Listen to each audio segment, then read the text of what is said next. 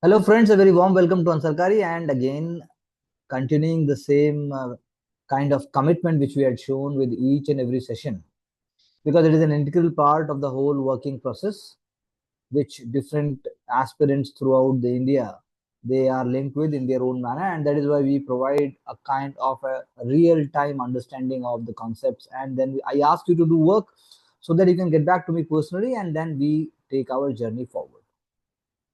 So there are no topics which we are missing out, and we have already tested it. Our candidates, they have been, cracking prelims and even writing mains and even getting into services with confidence.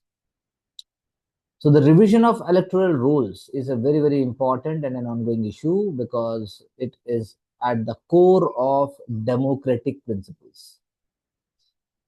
Election Commission of India, it is going to carry out this revision.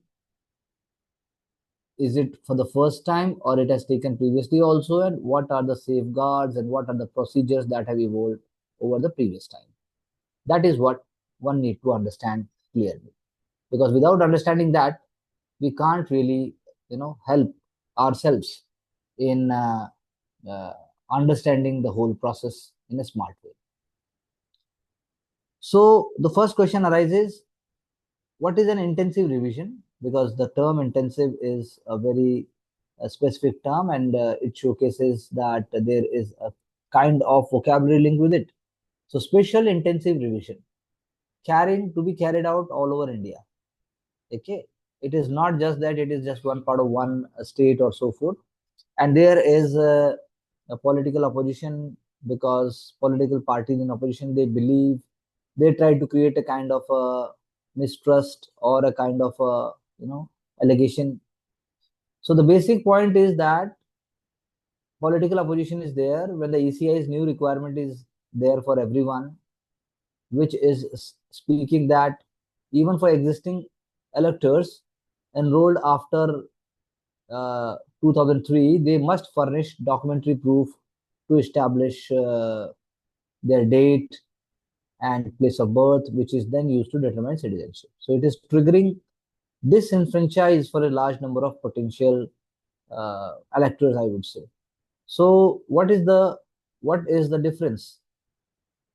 What is the difference between this time and the previous time? Because time is changing, technological interventions are changing, and what I can say, that more awareness is there. So enumerators are going to visit each and every house to record eligible electors as of a qualifying date without reference to existing roll. So any kind of outdations, any kind of deletions, corrections, exclusions. So that is why it is very important to continue that. When we say special, that means even if in the missing areas, even in case of special circumstances. So in Bihar in the present time, the nomenclature of the nomenclature of, I should say, special intensive revision indicates that it is exercising its discretionary powers under section 21(3) of 1950 law, which permits to revise electoral rules in such manner as it thinks fit. So hybrid approach it is taking up, door-to-door approach it is there, field verification is also it is there, and Bihar has been chosen, but it is not just limited to Bihar. This would be first such exercise in last 2 decades. Significant change that has taken place, as I just said, and rapid urbanization, increased migration, education, livelihood, and practice of voters enrolling at a new address without ensuring their names are deleted from the previous ones, to remove the duplicate entries and so forth. So it is an ongoing exercise, and it has been undertaken since independence, and from beginning 1952 to 57, 61, 65, and so forth. Each revision has reflected the evolving priorities of the Election Commission of India, and the question is basically correcting early administrative flaws. So in the first decade after independence, the priority was to, create and fix the rules so that no inaccuracies are there. Every eligible citizen must be able to vote and their name must be there. For example, women's role were missing out. That is why this exercise is being taken up in a systemic way. And 1980s, there was focus on removing ineligible voters, foreign nationals. Duplicate entries must be removed. So that we can say the safeguard against any kind of errors. That is the whole point. So countrywide revisions have been there. For example, electoral photo ID card (EPIC) introduced under Rule 28 of the Registration of Electoral Rules. ECI records from time to time do not indicate that EPIC was the purpose of the revision. So the point is that it is going on, and that is why it is an important issue. It must be taken up, but then all concerns of the opposition parties and all concerns of civil society and common citizens, they must be addressed in a unambiguous way. That is what you can always say. So this is an ongoing topic. This is an ongoing issue which is going to make a lot of difference when we are speaking about. So on the side, we have the role of the International Criminal Court, which is actually issuing arrest warrants.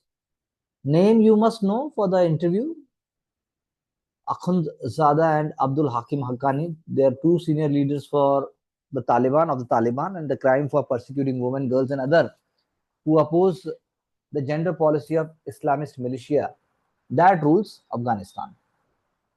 So we must know the mandate and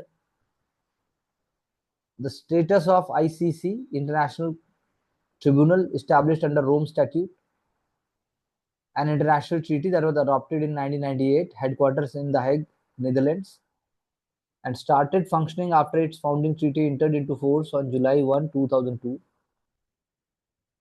Aims to end impunity of the perpetrators of the most serious crimes of concern to the international community: genocide, crimes against humanity, war crimes, and the crimes of aggression. You must write this in the main answers. Only international court with the jurisdiction to prosecute individuals, unlike the ICJ, which is an organ of United Nations at which dispute between the two states or states is taken up. So question may come up in the mains examination where you will be asked to distinguish between the two, ICC and ICJ, and to illustrate with the cases and their status and what more can be done. We can think in that direction. Famous slope at Lords is an example that it is a test cricket pitch and it is making a difference. It is entertaining. It is providing new opportunities, and from that perspective, you can say. Very important for the mains is the Namami Gange program, which if is linked and if it is moved for rejuvenating India's other rivers, including Yamuna, which is the top priority of the present BJP government. So Namami Gange program 2014 flagship program, and it is bringing it was goal was to bring a discernible impact in improving the water quality and ecological status of Ganga. So National Mission for Clean Ganga, it is also playing a very important role. Ganges dolphin and their number is an example of ecological status. And national, you can say, Namami Gange program's responsive policy, institutional experiment. That is the two keywords. Mission mode is very important. And legal and institutional framework is also very innovative. Ministry of Environment and Forest is playing an important role, and Ministry of Jal Shakti, rural development, is at the core of it, and it is not taking a passive approach in case of pollution also. It is improving the ecological condition by taking up very responsive and a broad and also some kind of civic behavior, strict matters, taking up the role of Indian Institute of Technology also.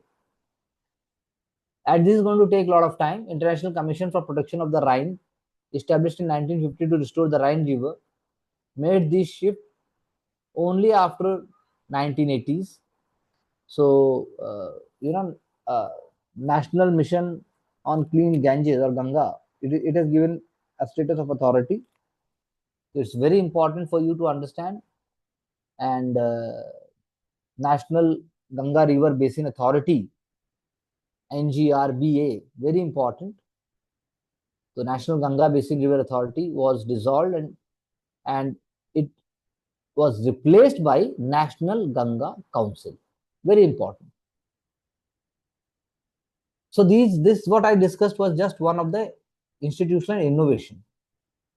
National Ganga Council is headed by the Prime Minister with Chief Minister, that is for prelims, and 10 union ministers as its members. Guides and Empowering Task Force, headed by Union Minister for Jal Shakti.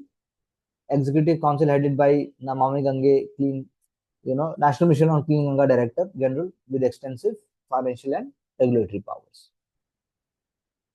So recognition of grassroots level institutions, including panchayat and later on we can say urban bodies, making them move, making them work, allowing them to have a kind of ownership. And in this context, Delhi Yamuna project can also be a part of the whole process. It is an interstate river. Ecological status depends on reliable interstate cooperation, and deterioration will have to be stopped. Pollution load will have to be cut down. Urban agglomeration is there. Improving river quality is very, very important. So again, if we take example of Europe, it has taken decades to change the mindset and the water framework. Similarly is the case with National Mission on Ganges, and as I just discussed, it is one aspect of it. Another aspect which you can always write in your main answer is with respect to that how steps have been taken not to throw garbage, not to throw any kind of plastic, or not to throw any kind of even residues and rituals of offerings, or even for religious practices, and even sacred religious exercises like cremation. They must not be part of the whole process when we speak about cleaning the river Ganga. So couple of key words we can take up. Executive and proactive approach is to be appreciated. Second thing, if we are taken up, that is a very important thing with respect to global south. So we have already discussed that it is the both ways for India. China's economic might is continuing with respect to BRICS, but then global south is also one of the key points for India in context of BRICS. So we have to be very smart. We have to be very, very proactive. We cannot put all our eggs in one basket. We cannot leave BRICS also immediately, and we cannot allow it to be led by China, or even to be leveraged by the US-led West. So that is why BRICS is a very, very important body, but then we have to tweak it. That is the whole point. So there is an attack on BRICS by the current US president, and it is taking up the things, shaking up and down. So the question is that we have been the part of one of the largest GDP, one of the largest populations, one of the largest markets, and India is in consonance with the thematic approach of BRICS, including the rest of the global south. So there will be certain kind of multiple voices, but India must think about it. India must move forward. Economical asymmetry is also being reflected because China is such a huge power, and it's NDB, of which India is also part, and India is also linked with it. But then India will have to move on. India will have to move on. India will have to be relaxed. So to maintain BRICS cohesion, India is actually moving with its national and also its strategic interests, including condemnation of any kind of terror activities, including Pahalgam. So India definitely spoke about the cross-border terrorism, but it did not name Pakistan over there because it's not required. So I think we have to write in our answers in a very realistic approach, and that is what will help us. That is not enemy, it is providing lifeline to many Indian families. So it is again an approach. The size and the weight of debt burdens differs vastly by the occupations of debtors, and these details offers clues to policy responses. It's a very good point. And consumers are definitely a key part of the whole process. So self-employed agricultural households, they have the highest incidence of debt, and the non-agricultural laborers and others will be coming up. So it is not just vulnerability, but it is also economic engagement, and they also give up. They also always give back the loan and then again take up. And the picture is not fully. One can say that it is very very simple, but it's a complex picture when we see the debt to income ratios. So self-employed agricultural households, 15% for self-employed non-agricultural households, and 10% for salaried ones. So it is about the culture aspect, the lived experience of risk, opportunity, and inequality. And what is the solution lies in that formal credit penetration. It is becoming more and more higher. So access is not just enough. One has to be bring the ecosystem into it, new technology into it, that is going to help us. And then we have to speak about the out-of-pocket expenditure for head. That is also very very important. So Ayushman Bharat, Jandan accounts, and all that is also helping a lot. And if we think more and more, then government's programs like Mudra, or even Make in India, or even for SCSTs, and also for female, they are really really playing a very important role. So formal credit for labor household is also coming up by following the KYC norms, and without any kind of big collateral, so as to make things more formal. So the building long-term financial resilience calls for not only financial literacy on the paper, but also the role by scheduled banks, role by non-banking financial corporations, role by bodies and big institutions like NABARD, or even private banking institutions also. And on the top of it, government policy response by making sure that the fraud or even half-hearted approach is no more part of the whole process. And that is why you can write a couple of examples, one example at the central level, one example at the state level, which can help. So our population can be an asset against climate change. This is very true, because population's behavior, its lifestyle, and its way of living will only decide. And it is not about it is not about just consumption. It is about what you are going to protect, how you are going to make sure that you are using sustainable practices, for example solar irrigation, or energy efficient lighting, and EVs. So it is very very important that our population is going to act as a kind of a base. Population is going to act as a kind of a catalyst. So we can definitely move forward with more efficiency, with more important strategy, and with more important practices at the grassroots level, whether it is urban, whether it is rural. You can think about big examples also. For example, flash floods.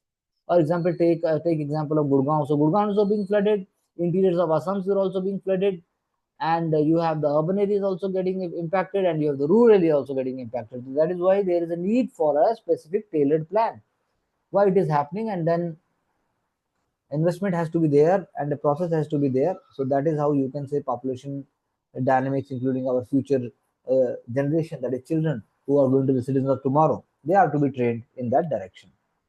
Again, one more example is here. Population growth will increasingly driven by migration rather than by birth and death rates. Countries and subnational states must maximize benefits and minimize risks, because it is the population which is going to is going to move your nations.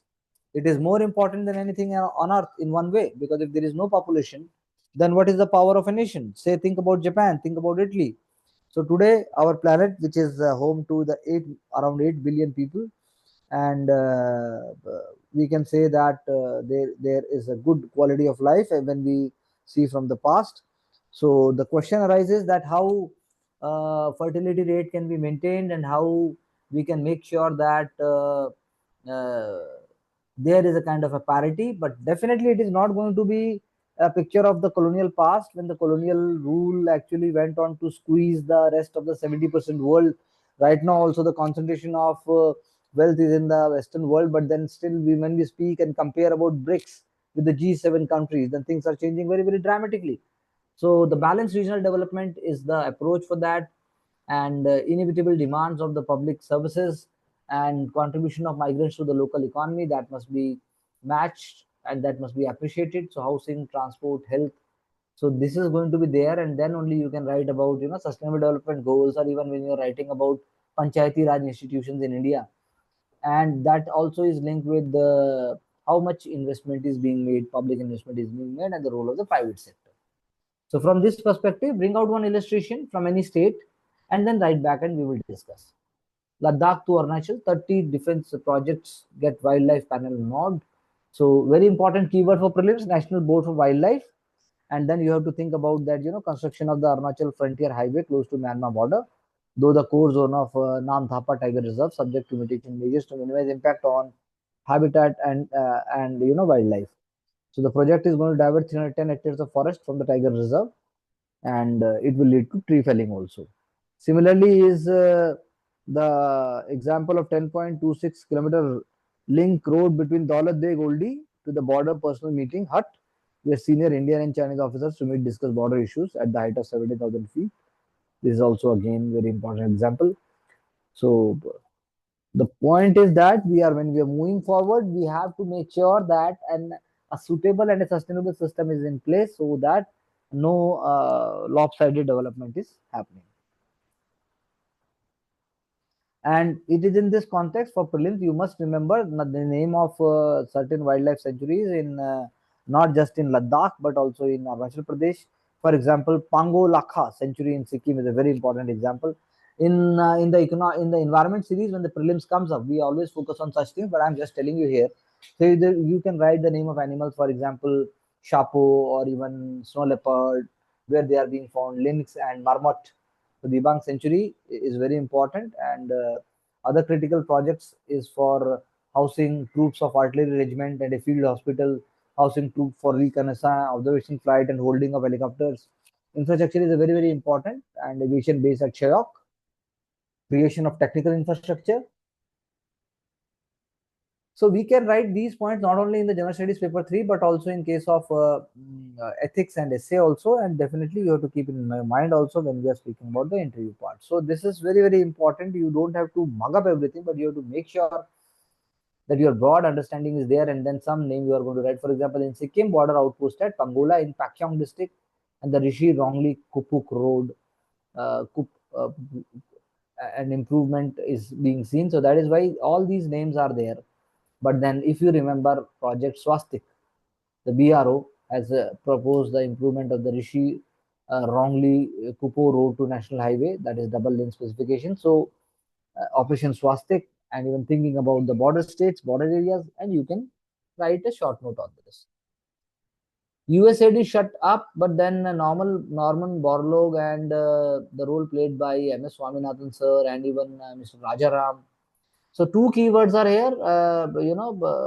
One is your in the International Rice Research Institute at Manila, and then second is that you have a very important institution at Mexico, which is very, very strategic and played a very important role uh, because it was being pushed by Norman Borlaug in 1968, Mexico headquartered, International Maize and Wheat Improvement Center, International Maize and Wheat Improvement Center. But the question arises now that when USAID and other institutions have been sidelined, so how India can contribute and what are the relevance of these institutions for India?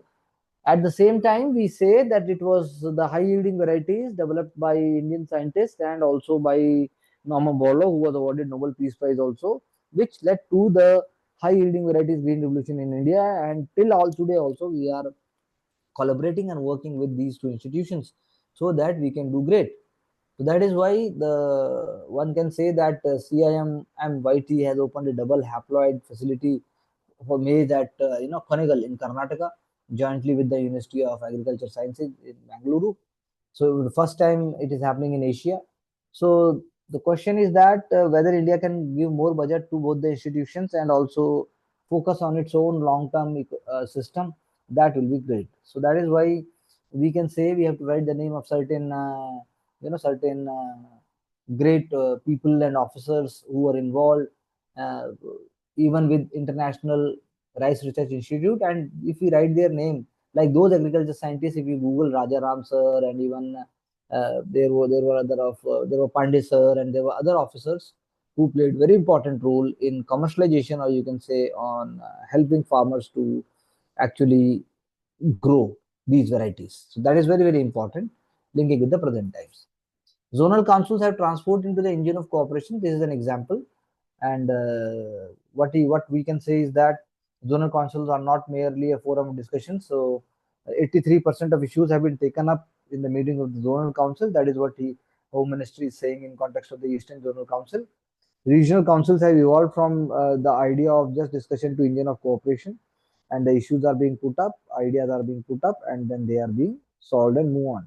It is said that when Jharkhand, Jharkhand Chief Minister asked about the pending payment of over rupees 1.4 lakh crore by the central government to the state, then you can say the Supreme Court even ruling in favor of Jharkhand and directing central government to clear unpaid mineral royalties owed by PSUs in 2005. Soren said coal mining in Jharkhand is primarily conducted by subsidiaries of Coal India Limited, including CCL, BCCL, and EECL, Eastern Coal Limited. These companies owe the state government substantial pending dues under various heads, and it is the central government which is going to, pay that. At the same time, it is strongly opposing the proposed amendment to the Coal Bearing Areas Act, which seeks to empower coal companies to allocate mine land to other companies for commercial use. So, as per Constitution, land is subject under state jurisdiction. Therefore, without their permission, it must not happen. That is what the state of Jharkhand is claiming. So, here, what is for us to take away is that when we are speaking about center-state relations, or when we are speaking about even the role of other kind of developments, then you can really do justification. Lotus blooms in Uller Lake after 30 years. Again, an example of sanitation, again, an example of water rejuvenation, an example of heritage, example of culture, example of community development, example of so many ways. So the lotus stems have taken a lot of time. Deep inside, silt was there, dredging was done, and sediments were removed, and that's how stems were artificially put up. And then it has taken a lot of year and also time to make sure that lotus is blooming in the Dal Lake.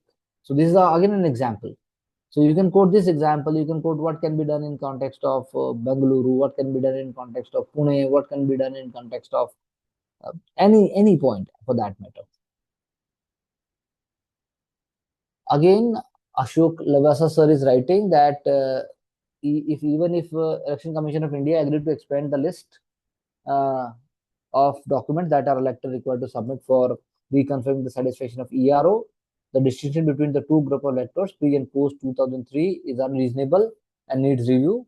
Distinction between different categories of citizens based on the date of the birth is unprecedented. It may not be desirable to let an overzealous ECI enlarge its sphere of responsibility. So there must be a role by bureaucracy, but then mechanical bureaucratic approach is not going to help. And the goal must be that whoever is allowed, whoever is eligible, they must be allowed to give vote.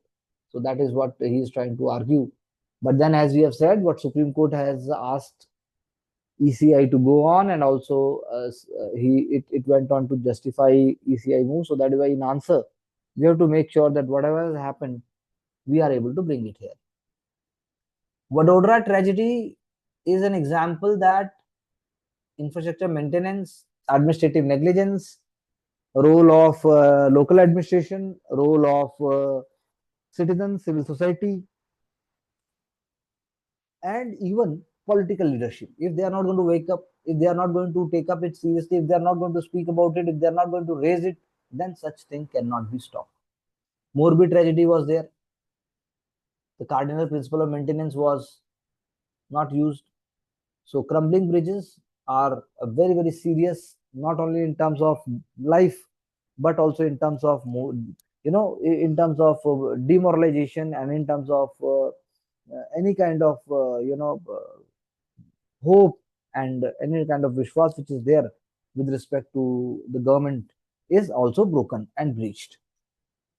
Eminent Urdu author CM Naim dies 889. So you can just write two words, about two words over two lines, and he was a great scholar. He was a people's man. He was able to rise. What I can say, he was able to bring those things to light which were not easily possible. So he was having a unique quality, and he would be writing about people otherwise nobody's writing about them. So like Munshi Tirath Ram, Firoz Pari, Mirza Fida Ali, Khanjar Lakhnavi, who had written early literary fictions to Urdu. He also wrote about Zafar Umar, an IPS officer who took to writing after tragically losing a limb. How Umar stories, Neeli Chhatri was named after his home in Aligarh. So good ideas. And Hasrat Mohani, a great, great political and also freedom fighter. So we can say that he was a kind of an idea which was helping society to move on, helping society to pick up the right things. So you can always write 3-4 people like this. Coming further, reclaiming schools and homes, rejecting centuries old practice. Thane, the parents allege school staff match fingerprints, blood of my shooting girl's arm. This is very, very sorry state of affairs, and I need not to get into it because it is very disturbing incident, and under POXO, steps must be taken, and other kind of steps we have already discussed. Tribal women in Gadchiroli, Sita Tola join hands to end menstrual stigma. They are our rightful home as women, which serves as a shelter and a community center for meetings and support groups in Sita Tola. Write a Kurma Ghar in Nalgunda village. So you can always write an example that this taboo must be broken. It is being broken. Isolating themselves in menstruation huts, locally known as Kurma Ghar huts, is actually there, but then it is no more desirable, and this taboo it is broken. So you can always write this as an example. Priya Nair to the first woman at Hindustan, Unilever Limited, as Java steps down. She is currently the president of the beauty well-being at Unilever. It's for 5 years. She joined HUL in 1995, had several sales and marketing roles across home care, beauty well-being, and personal care business. Rohit Java is the second CEO after Doug Bailey to get only a 2-year stint as MD and CEO of consumer goods giant. So this is an amazing example, and Rohit also played a very, very important role, one can say. So yeah, it is a kind of a breaking of a glass ceiling. It is a breaking of a kind of stigma. It is an inspiration. So because she is able to bring those what I can say, the trends, the ideas which the consumers are demanding, and what we can say is that apart from the core business, other kind of sidelines are also being promoted. China is facing a losing battle in the bulk drugs market because it is our production linked incentive scheme. It is able to bring API prices down, forcing Beijing to sell at a lower rate. So this is what is happening. You can you can just look at this chart and the map, and you can say that even our what we can say, the amount of raw material that we require, it is also getting down. For example, I'll take just one only example. Atorvastatin, a raw material used for cholesterol management formulations. The domestic prices have fallen 17% to rupees 10,000 per kg over the past 1 year. But the landed price of the same API being imported from China is even lower at 8,000. So we are moving in the right direction, and the battle will continue as long as we are not winning it. Similarly, US crude supplies to India is surging by 50% in first half, and Brazilian inflow is jumping by 80%. So again, the same idea for us, that we are not, we are not acting as untouchables, and we are not acting as something we are rigid about. So we are going to take our strategic instinct into mind, whether it is Russia, whether it is Iran, whether it is China, whether it is Brazil, any country, whatever is there, we are not going to work that. So as for prelims examination, you must remember that Russia is retaining the position as India's top crude supplier from this year beginning onwards, and the story is continuing. And on the top of it, the crude inflows into India from Iraq and Saudi Arabia, it is declined. It is declining, but not much. And Nigeria is also there. So you must look for a chart, and then we can obviously look for the prelims examination if certain question comes up indirectly. Mediclaim charges is very important. Again, the government plans to move oversight of the National Health Claims Exchange, NHCX, a digital platform for processing health insurance claims, to the Finance Ministry from the Health Ministry to curb excessive charging by hospitals from insured patients, leading to the rise in annual health insurance premium. This is a very, very important step. Please write it in your notes. It's very important. NHCX, what role it is going to play. So you are not going to write the same kind of words. PPP projects are finally giving boost to the logistics infra, and it is plugging the gap also. Very, very important for our supply chain, very, very important for Gati Shakti, very, very important for not only state, but also for the bigger plan of India as a Viksit Bharat. Gati Shakti cargo terminals are being set up in PPP model. Rail freight corridors are also coming up in a way, and it is going to be linked. For example, cargo handling capacity by rail network is going to be increasing, and then you are going to cut down the cost. It is going to be done in the PPP model. So state of the art storage facilities are critical, and that is what we have to do in the tier 2 and tier 3 cities. And the question is that the Prime Minister's Kisan Sampada Yojana, it is playing a very important role in the warehouse stock and efficiency in supply chain also. Rentals are going to go down, and it is a kind of great support by the private sector, which is also going to come up.